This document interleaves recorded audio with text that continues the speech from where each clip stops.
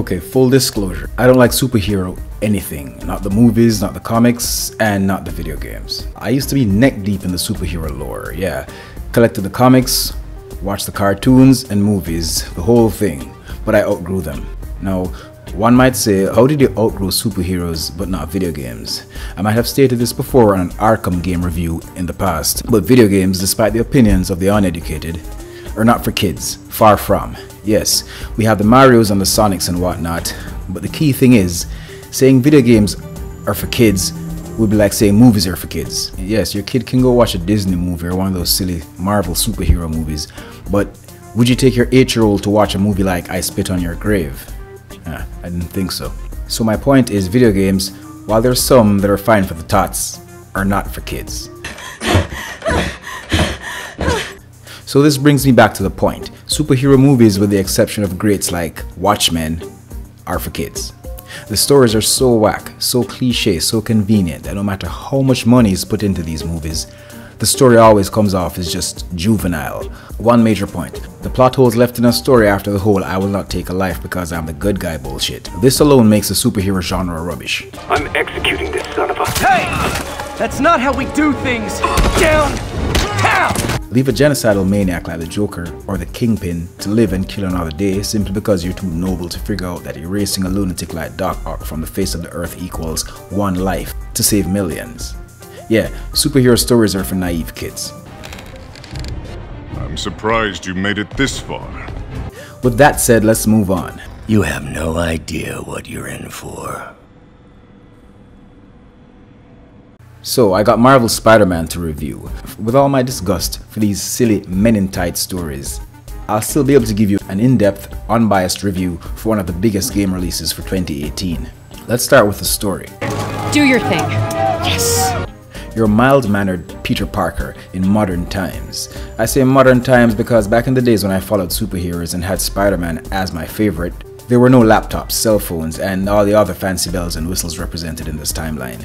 You still take pictures, but no longer work for the Daily Bugle for that asshole JJ. Your life is still a constant struggle, trying to make ends meet and keeping some semblance of a love life in order. Before I get to the nitty-gritty of the story though, I'd have to say I'm pleased with most of the ways the story was handled. There's no great focus on that rage-filled babbling idiot JJ, and for some reason, Aunt May is as cool as an aunt can get. She was, back in my days, another Spider-Man hating asshole, so there's that. These past few years, you helping me through college and working here, and sacrificing so much and asking for nothing. I just wish there were more people like you in the world. Inconsistencies and all, I'll have to say this is probably as good as a superhero story could get though. I liked what they did with the Arkham games, but this was also very well done.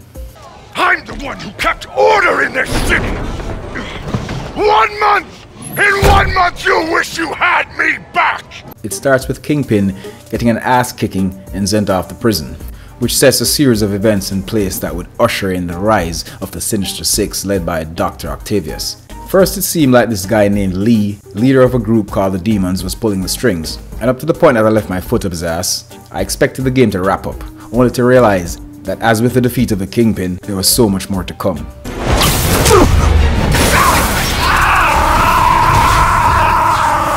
It's a story filled with action, drama, plot twists, and even a bit of sorrow, heartbreak, and romance.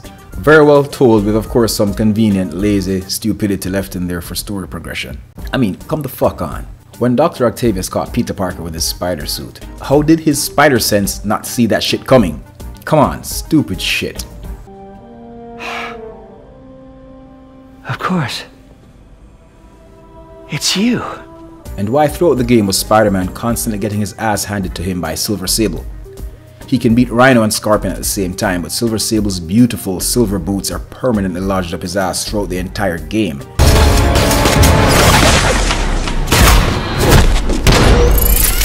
He can stop a speeding train, a helicopter in motion, but he couldn't figure this scene out. Miles, come on! No!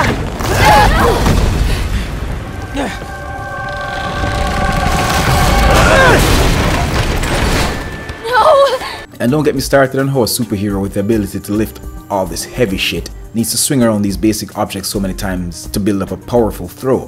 That swing got really annoying in certain fight scenes. Anyway, I digress. It's just some of that silly superhero shit I spoke of earlier. Idiot! That's the story in a nutshell without too many spoilers. But like the warning said at the start of this review, there will be spoilers. Spoiler-free reviews tend to leave too much untapped, so I can't comfortably do one in most instances, especially for a game with such a deep and provocative storyline. Why take the risk? It was always as usual cool to see the Stand Man himself make another cameo, by the way. Love seeing you two together again. You always were my favorites. Visuals. Not much needs to be said here. Without even playing the game, it should be evident this game looks great. For all those who have not played it yet, trust me, don't get caught up in all that water puddle bullshit. The game looks amazing. You're a little weird, but you got a good heart. The audio is equally impressive. From voice acting to scores to the sound effects used, all on point. Aw, that's sweet. Now let's talk gameplay. This is going to take a while. Let's not get ahead of ourselves. Devs Insomniac pulled no punches. Mind you, a few of these punches did miss, but they didn't pull any regardless. Hey, where you going? Catch! All clear path, follow me! Let's talk the difficulty level. The difficulty of Marvel's Spider-Man is what I look for in all games, but don't usually find. It's the kind of option where, if you choose the hardest, which is spectacular, the game will put up a fight. And as much as I dislike using this juvenile word, I'd have to say, the hardest difficulty is fair. Spectacular difficulty feels like this is the only way the game should be played. Playing it on anything easier would be doing yourself a huge disservice, especially if you paid full price for this game. The balance is so well done. It's not like a game made in the 90s where hardest difficulty meant damn near impossible. The truth is, I breezed through this game. Even the boss fights were pretty easy. Gotcha. Now let's talk. The fighting system here is very similar, but different to Arkham games. At first it'll feel the same, but after getting your ass handed to you the first couple of times, you'll realize it isn't as pick up and master as the Arkham games.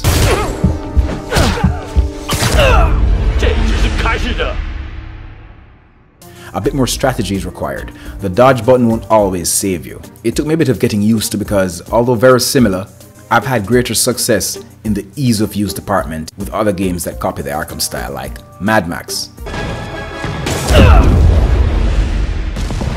You're able to upgrade till your heart's content. You can mod your fighting style, your gadgets, your suit, and so on. Where the suits were concerned though, I didn't see the need. Different suits came with different perks, but I just stuck to this one Todd McFarlane style suit as I didn't see the need to change. Now the Doc Ocular was the only time I needed a new suit to get something done, but that shit wasn't optional.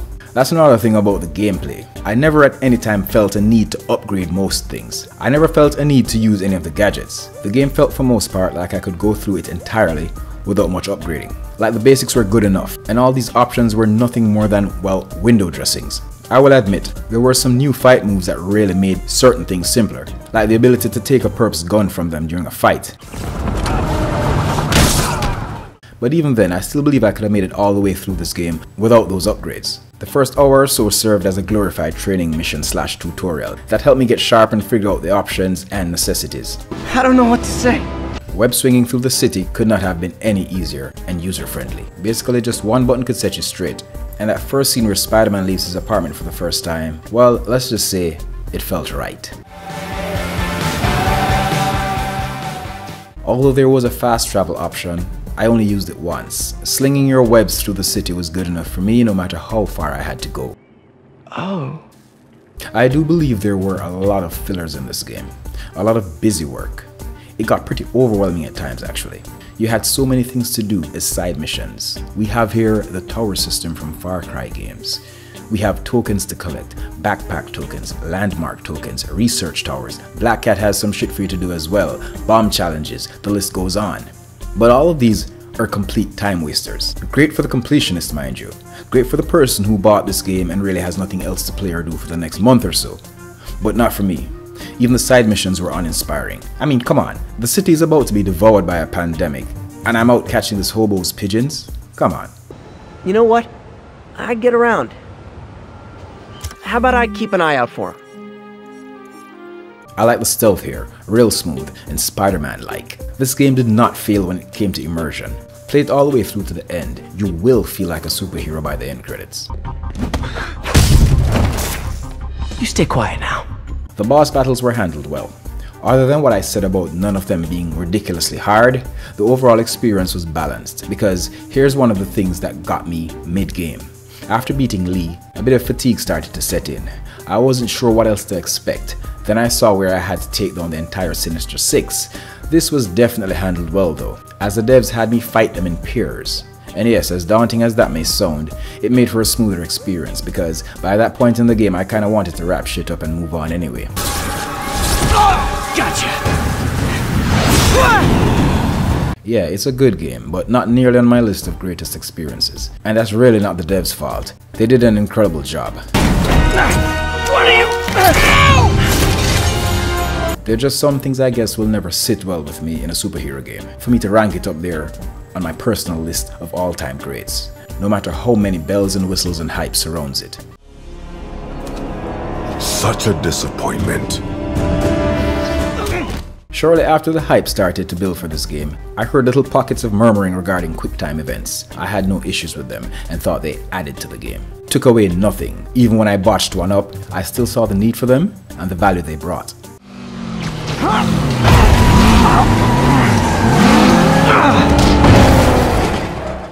Gamers are way too whiny, spoiled brats looking for something new to complain about. I swear, I honestly believe most of these YouTubers live for controversy. Like a talk show host. Puddlegate? Seriously?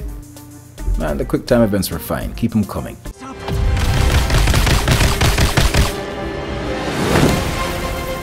The camera. Yes, gamers and non-gamers alike, hear me well, Spiderman is not a perfect game. And it never will be, no matter how many updates it gets.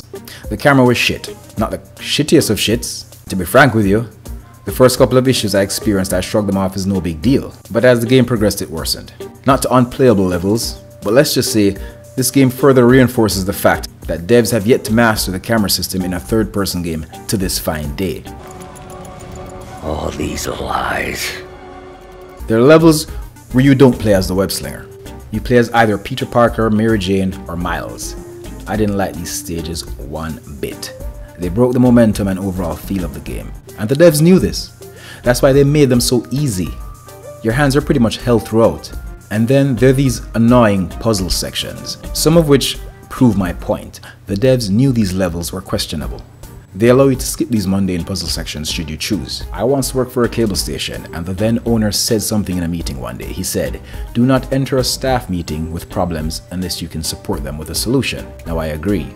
So my solution to Insomniac games would be this: create these stages with a bit more meat on the bones. Allow us to do more than just sneak around in this 100% linear environment. Miles and MJ may not be superheroes yet, but they're not mental or physical handicaps either. They can do more. So while these sections weren't god-awful, they took away from an otherwise great experience. Liar! The repetition, much like the camera, apparently devs have yet to figure out how to make a good game, a lengthy game, an open world game without repetition. Now, I give them props on this. The dialogue wasn't that repetitive, or at least wasn't laughably repetitive like, let's say, Mafia 3, but you had to do some shit sometimes that left that good old not this shit again feeling. Well, that did something. It looks like the circuits need a little more juice. Junction boxes. I mean, come on. How many faulty junction boxes can there be in a single city that only needs a special electric spiderweb blast to fix? There. Looks like the circuit's still stable. Maybe there's another junction box close by. How many large groups of criminals do I have to defeat back to back to back? I get it. Video game bullshit. I know. This game, despite all I've said, was really well put together for most parts. But then, there were some glaring, inescapable bullshit. Let's first talk about the glitches. Not too many, but they were present. Like that one asshole student every high school teacher wishes would leave one fine afternoon from class and never return. Stay out of our way. Controller input lag. What the fuck was this shit? At first, I thought there was something wrong with my PS4 or controllers. There were times where the controls were totally unresponsive. It's hard to prove it through a video, but what you're seeing here is my controller doing whatever the fuck it wants to, and not much else. Then there were times where the controller disconnected randomly. I checked other games, no problem, just this one. Not so amazing after all. But other than the control issues, which would either randomly sort themselves out or after a restart, and the bullshit writer's right to conveniently allow the story to progress, along with some repetition and boring ass non-Spider-Man stages, this game gets a thumbs up or 2. It's no 10 out of 10 game, but I'd still advise any PS4 owner to pick it up, even if you're like me who's not into all this superhero bullshit. I couldn't agree more! With no scores, no meters, no points. I leave that up to you. I review, you decide. If you like this review, give it a thumbs up. Subscribe for more, hit the bell icon for notifications. No, for example. Not that. If on the other hand I pissed you off with my don't give a fuck won't conform attitude and it rubbed you the wrong way, then hit those dislike and unsubscribe buttons like a fucking home run in the 9th inning. Thanks for watching regardless. Our game is never over. Yeah.